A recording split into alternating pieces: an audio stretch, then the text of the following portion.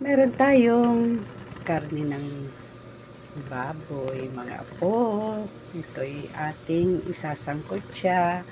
I-fry natin pala hanggang sa medyo mag golden brown kasi pansahog po ito. Ayan. Ayan. Atin mag-igisa ang luya, ang bawang,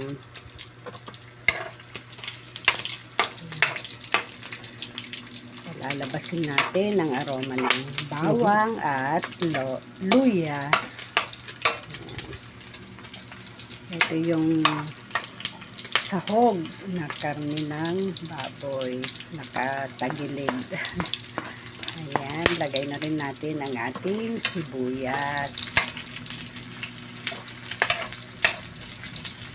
Mekos-mekos. Ayan mga po, halina kayo, tayo magluto. Tignan nyo kung paano magluto ang lola nyo ng masarap na ulam. Ayan. Atin na rin ilagay ang kamatis. Ayan. Masarap ang kamatis. Ayan. Lalabasin natin ang kanyang katas. Atin nang ihalo ang sahog na karne ng baboy. Ayan. Masarap ang kamatis sa mga niluluto, mga apo. Kaya kung kayo magigisa ng ulam, ng gulay, laging may kamatis kasi yan ang pampalasa. Lagay na rin natin ang ating kamote.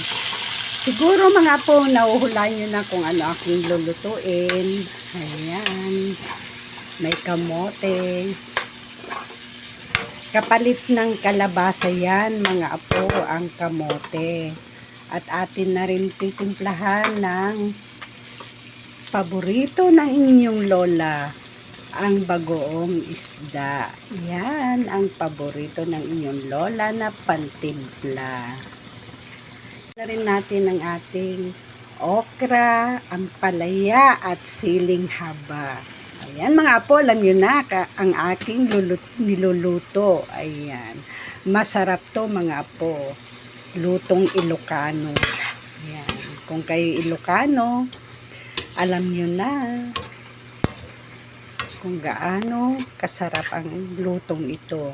Ayan.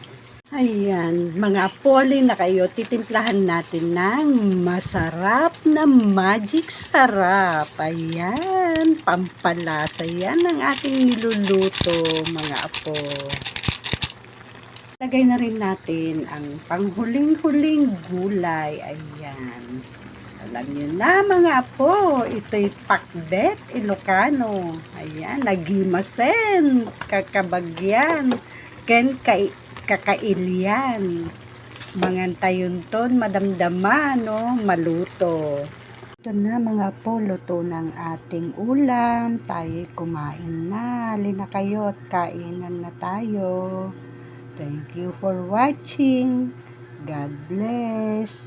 Huwag niyong kalimutang i-share at i-follow naman ang aking niluto. Ayan. Salamat mga apo.